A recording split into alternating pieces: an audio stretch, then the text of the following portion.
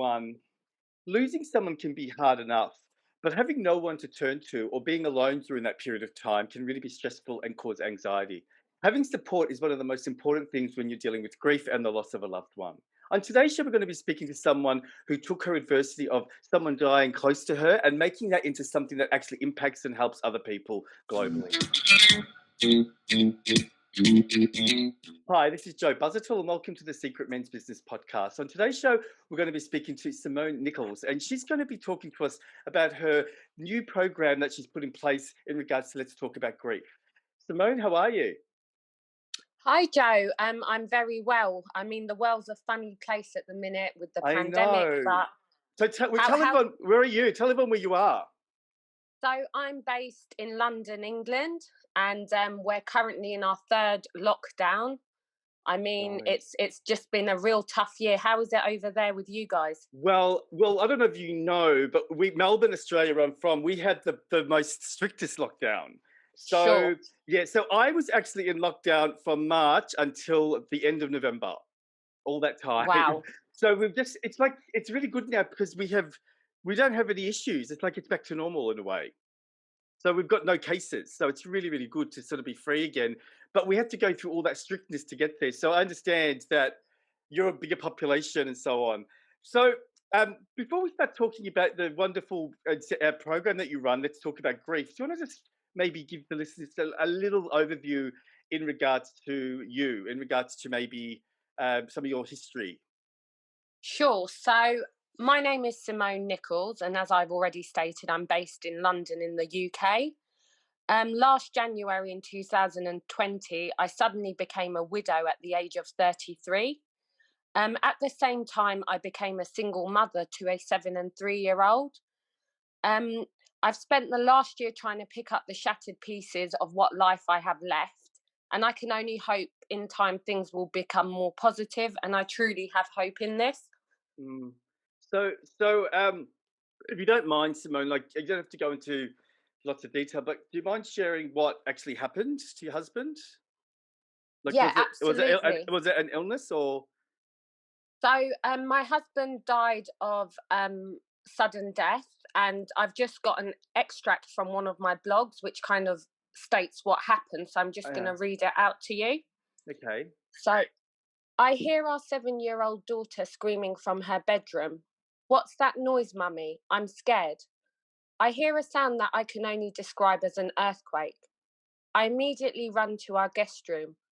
I find my husband in bed with what I can only describe as the most horrific, traumatic sight of my life. I hold him in my arms. He's not breathing, he's dead. I just know it. It feels like an immediate stabbing pain in my heart, that I can't physically breathe. My 7-year-old daughter at the same time followed me in from her own room. She's jumping on the bed, hysterically laughing. Dad's so funny, he's crazy, he's playing a practical joke on us. Silly daddy.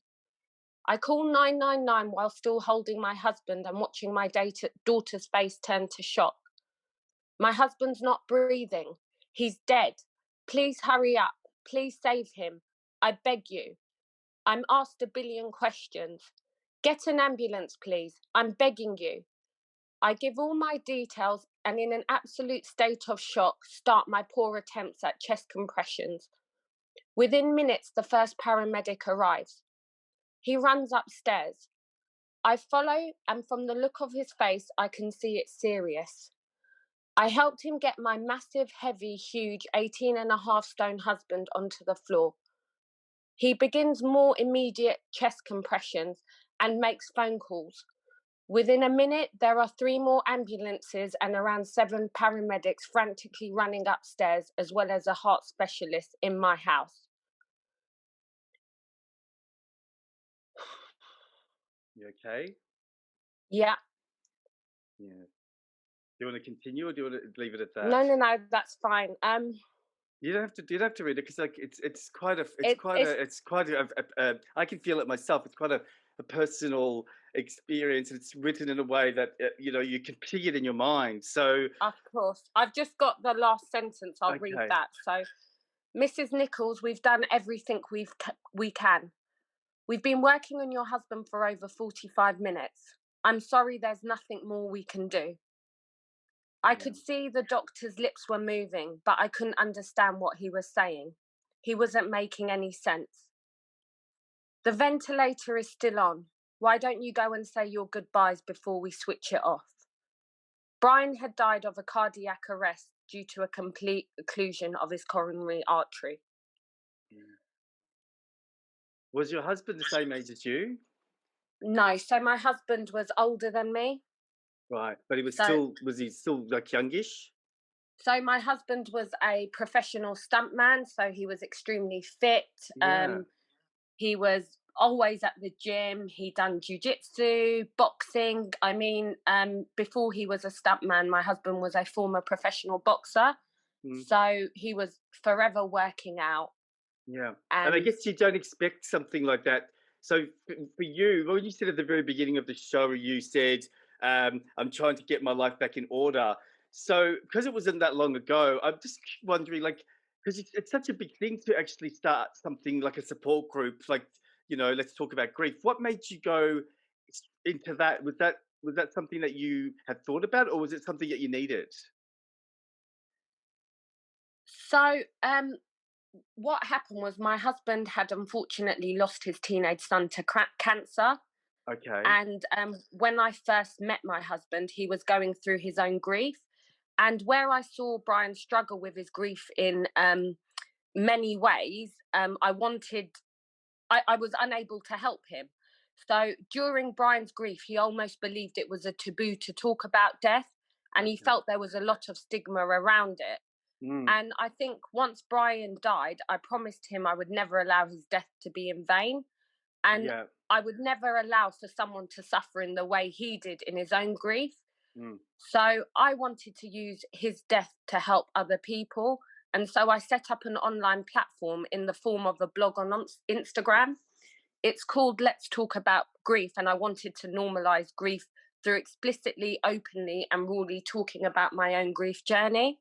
yeah. Um, I mean, Joe, I've put my life out there in the most honest form That's what for I was going to people to say. see. It's like what your husband experienced is because this is a men's group, this podcast, and what you're describing is very common. Men normally shut down their emotions; they don't talk in a vulnerable way. So, you doing what you're doing. That's why I was drawn to you. I mean, we only met on Instagram, and I sent you the message, and you're now talking to me. So, thank you. The vulnerability that you're expressing and showing is what we need to learn how to do, rather than seeing grief as a taboo, quiet but private, thing that we do. Sometimes we don't need to do it privately. Is that how have people responded to you? So, I mean, I've had so much feedback from my blog in terms of what you've just touched upon. I think, in many ways, being a woman and being female, it almost does enable me to express my grief how I want. Yeah. With men, there's almost this thing. Brian was, as I said, he was a boxer. He done jujitsu. Brian was really known as being a tough guy. So when Brian lost his son, it's not really going to go down too well with his image to kind of cry or to say I'm depressed or to say I'm sad. And so Brian would always project himself as the most happiest, strongest, toughest person. Mm, But I mean, behind closed doors, no one ever knew what Brian went through. I saw his endless tears. I saw him like wishing his son was constantly here, going through milestones without his son, seeing him suffer on his son's birthday or at Christmas. And I think I look at so many things, Joe. Like I look at stats, I look at figures on like male suicides. It's a lot higher than females. And a I lot. think where I am a female, where social media does exist, I am going to use both to my advantage and make a bloody difference. Yeah. I mean, that's the thing. I saw your Instagram, and I was drawn firstly to the name, and then I was there's a like, I've sort of done a lot of work on myself, right, Simone. So I sort of can feel my emotions, but it took a long time. But I think when you look online, there really isn't many things, especially on Instagram. Instagram is all this fake, look at me, look at me. There's not many things that are talking about vulnerability like you are, which is so wonderful. Do you mind if I ask how? I know the group was created because you promised that you would, make sure that that legacy of your husband stays in place and healing and all that. But how did you deal with it yourself? How did you, and you're probably still dealing with it now, but how did you deal with the grief yourself? What did you do? So, Joe, I can tell you this as a widow, there are many different books and almost techniques which will tell you how to grieve.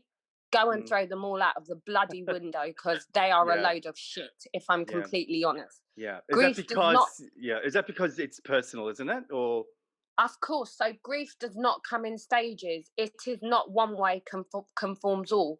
We are all individuals, and so we will all grieve differently. mm, And what I have noticed is there's no set way of how grief comes. Grief comes and goes like tidal waves. And for me, all I could do was go through the motions. I process my grief through acknowledging my pain, and I understand that my grieving process will be unique to me. And mm, the way that I grieve, although may be completely different to another widow, is normal and correct for me. mm. I Yeah. mean, yeah, Well, it's yours. I mean, I think that's a really good point because, again, if we go back to the men are sort of believe that I mean, like I find it funny that when you go to work, right, in a corporation, for example, that they only give you 2 days to grieve, and then you've got to come back and be back at work. So it's even like there's even a stigma with things like that. We don't allow ourselves to allow to feel what we need to feel. We have to sort of quickly do it, pack it away, and then get on with our lives. So what you're saying is encouraging people just to be honest and to be truthful and so on. But for you, like I'm just again just wanting to sort of ask if the group has helped you heal. Do you find that that's helped? of Blogging about course. it? I mean, my followers help me just as much as I help them. Yeah, And I think death is such a huge taboo that there's almost this belief that death is so dangerous and such a disturbing subject that one should not only avoid contact with the dead or the dying, but they should also avoid contact with the recently bereaved. yeah, I mean, there's such a huge stigma to refrain from talking or even thinking about it. And yeah. with the Mm, platform I've created, I mean, people share their stories and experiences of death back with me, and it's a platform where we can all support one another. I mean, we've got people talking about their feelings and emotions instead of shying away from it. And I think what I've found really important on my blog is I've also found it's brought people who've lost loved ones together. There's no judgment, and people can try and laugh via it. I yeah, mean, even as a grieving person, we're allowed to laugh, we're allowed to be happy. And I exactly. think that sometimes society dictates to us that we should be almost like constantly crying, wearing a big black cloak over us all the time. You know, the old stereotypical widow, for Yeah, yeah, example. yeah. But we're all, There's a pigeonholing of what they expect people to be like. of course, they expect you to kind of be indoors, just cry all the time, wear black for the rest of your life. But I mean, we're all human, and we all want to move forward with the pain. It would never go away, but we almost need to change the stereotype of people wearing this heavy black coat to almost a lighter Mac, if you like. Yeah. I don't know if you have I told you this online, but my mum's sick, right? I think I told you that she's got Of cancer. course, I'm so Yeah, sorry to hear it. that's okay. Thank you. But like I started seeing a therapist about 12 months ago when I found out. So I'm at the stage now where I'm not saying I'm accepting it, but I feel a lot more in control of what's going on. And so it's interesting when I look at people around me who are expecting me to be like them because Sure. they haven't done the work. So I understand what you're saying. Is like everyone's different. So for me, I don't feel I'm not uncomfortable to talk about death. So I've talked about it with my mum. I've asked her questions. Well, everyone else doesn't go there, right? So it's like this different way. Like I'm quite open to the fact that it's part of the circle of life. We all have to die eventually. So there's nothing that we should be afraid of. But other people don't want to talk about it, which causes, I think, anxiety and some stress and pressures. So, you know how we were talking about men before? Do you have any suggestions of how men can start to be more open to the grieving process? So I think where I go back to the whole point about masculinity and men having to be like super strong, you yourself just made a point that, for example, a male might be given 2 days compassionate leave, then he's due back and work, suited and booted, ready to face the world. Mm. No, it doesn't work like that. I mean, there's absolutely, the number one thing I'd say is there's absolutely no specific timeline for how long you will grieve. I would love to say to people out there that there is an endpoint, and at that endpoint, everything's going to go back to normal and your life will carry on as normal. No, absolutely not. Grief is something we will carry with us for the duration of our life, but during that time, we're going to have coping mechanisms to deal with it.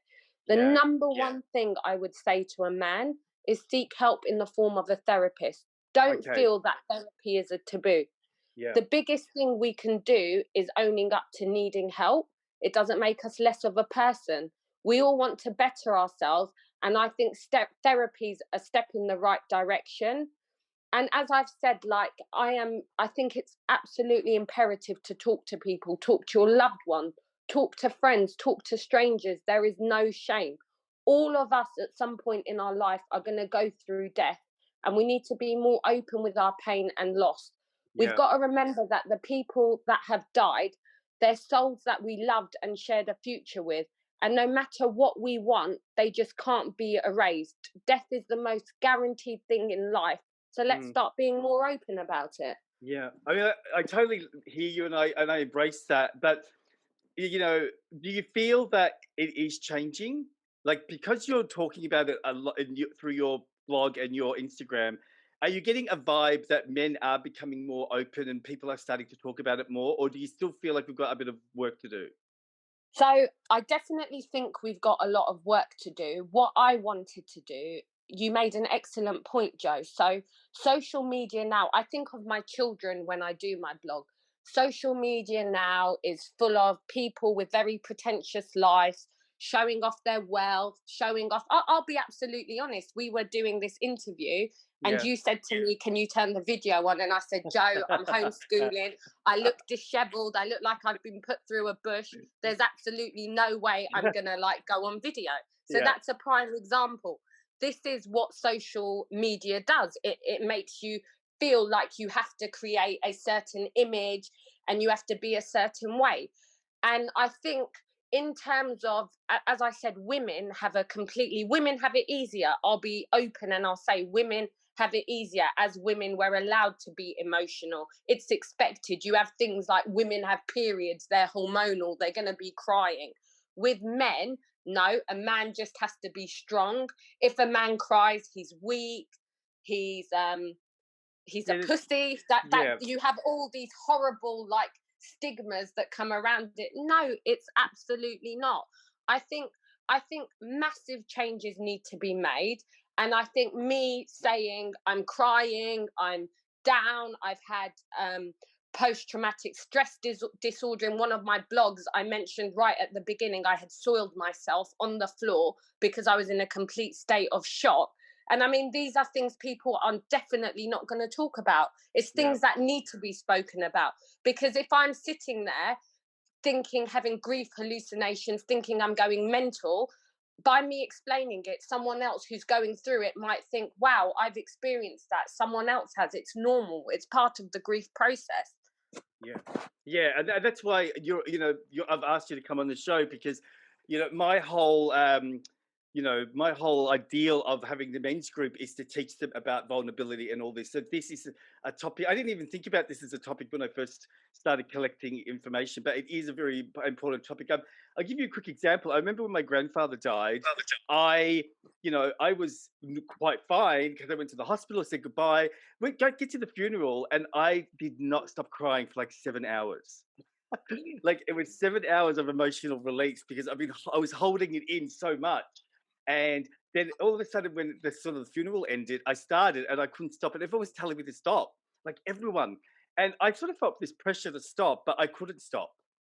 It wouldn't stop. I just had to let myself grieve because I think I had stopped and pushed down my emotions when my granddad was in hospital. So it's sort of traumatic when you have to bottle it down. So I think it's good to be able to feel it as things come up, and you're experiencing it in that moment. Um, So yeah, mm, so with that, what I can say, and I'm sure men suffer from it a lot, it's compounded grief. So where you do hold everything inside, I mean, in my own grief journey, I have a lot of compounded grief because I was the same. I would bottle everything inside, hold it in, wanting to be this strong person.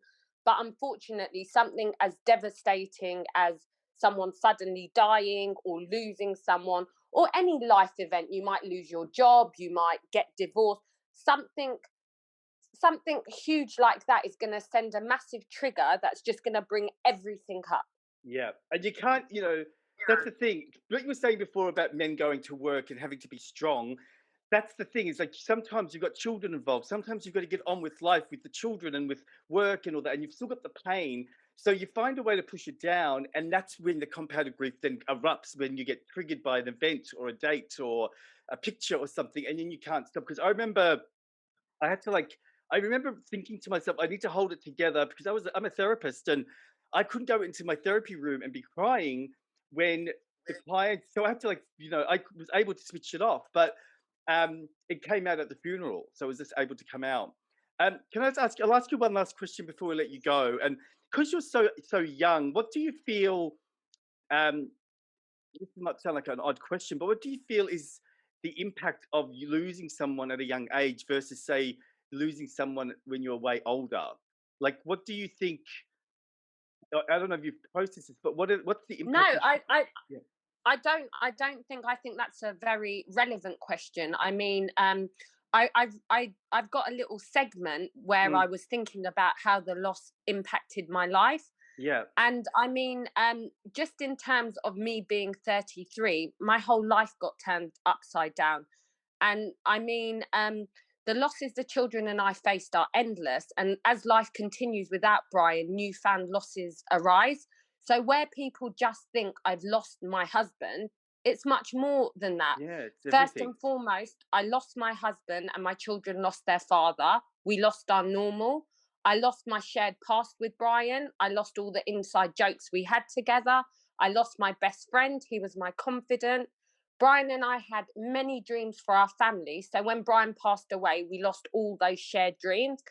I mean, at 33, I had visions of growing old with my husband. I lost the intimacy Brian and I shared and would have shared. I experienced the loss of our expected future. I mean, Brian walking our daughter down the aisle, giving our son the talk about the birds and the bees, taking him boxing, being on the pads with him. Brian was such a strong man. And so, as a family, we lost any physical security that came with having him present.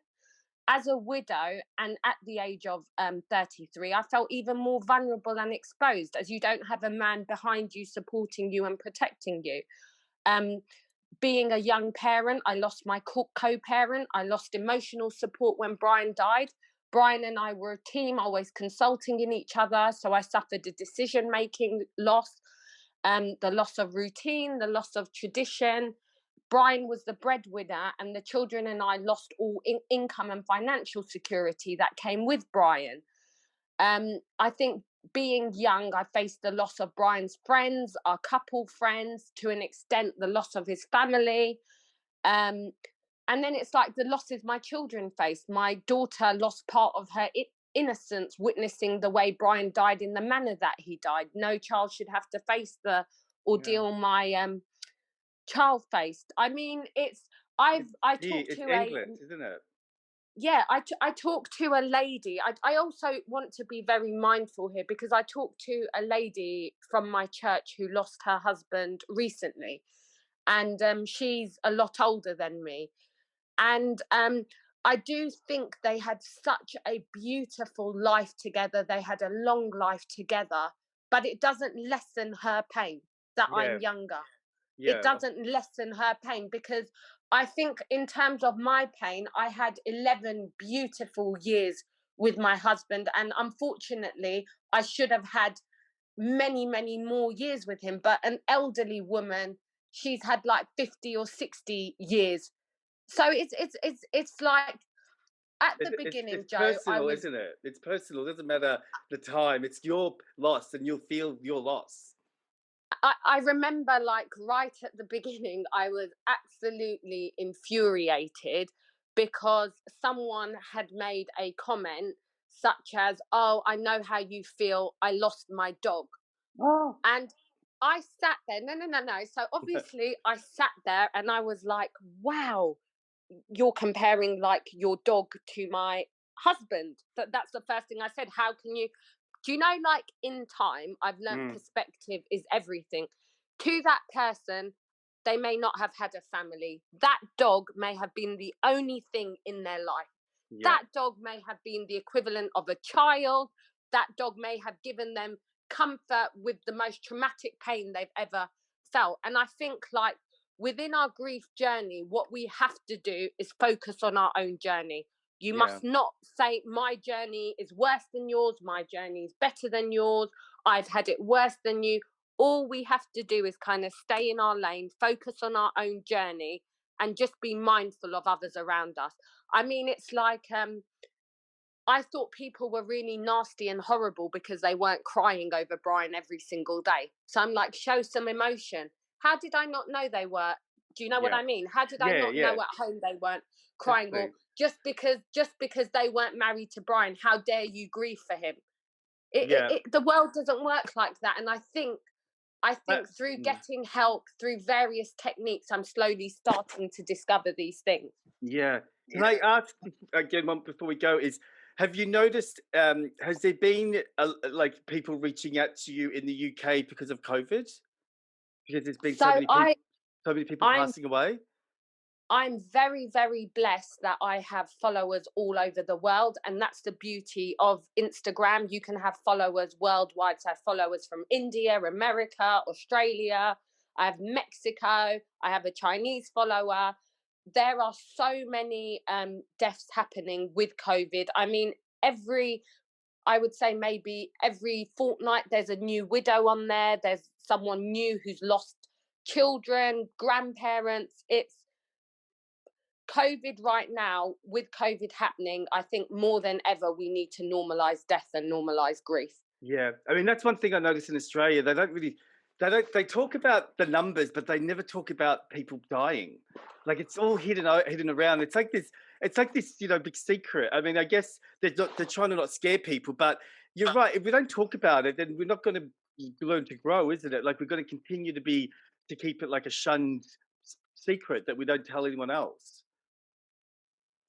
Absolutely. I mean, death it's inevitable. It's going to happen. It is Yeah. going to happen. And And all we can. especially through this time, like there's thousands and thousands of people that are dying. So it is interesting that they don't talk about it as much.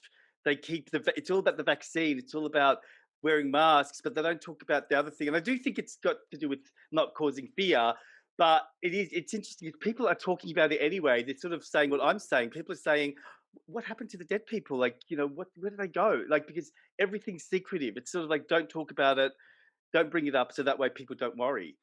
But So you've just hit the nail on the head there, because they don't really talk about death or what happens because of the fear that it generates. yeah, So, and I mean, you've got to remember, like in England, we're hearing like 1,000 figures. The figures are constantly increasing, and I mean, we've had this on and off for ages. We're hearing of like young kids dying of COVID, elderly dying of COVID. Like you hear the most horrific stories of a pregnant woman who's died of COVID. It's mm, it's constant, and right now more than ever we're just hearing about death. This is why everyone's in lockdown, to prevent death from happening. And yeah. I mean, like that's the thing. You're in total lockdown, like what we were straight away.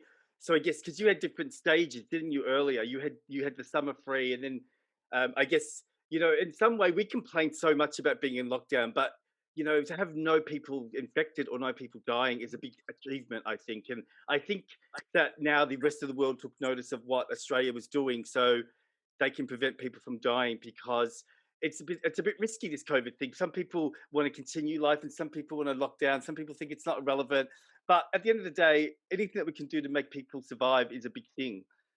Um, so Simone, thank you so much for taking the time out. Even though I didn't get to see you, I really felt everything that you said. It was very powerful. You've got a very amazing way of communicating to people, and you should be very proud of yourself for the amazing things that you've done through your adversity. I mean, I know you touched a lot of people, and I know you touched me, and hopefully you've touched a lot of our listeners. So thank you so much. Joe, I just wanted to say I really appreciate and I'm thankful you've given me the opportunity to share my story today. Everyone is different, but I hope that this can help others and bring some hope when there is so much darkness. I just wanted to say if anyone wants to reach out to me, please do so via my Instagram page. And Joe, you've been an absolute gentleman. Thank you for doing so much for men's health, for trying to make a difference yourself. It's been an absolute pleasure talking to you. Thank you. Well, I'll put all your social media links and all that attached to this podcast. So, and I'm going to have photos of Simone, everyone, so you get to see what she looks like. So she's not just a voice, trust me. I'm, So I'm thank doing the I'm doing the Instagrammable photos, not the photos of me homeschooling in COVID yeah, in your pajamas. in my pajamas with like oats down my top.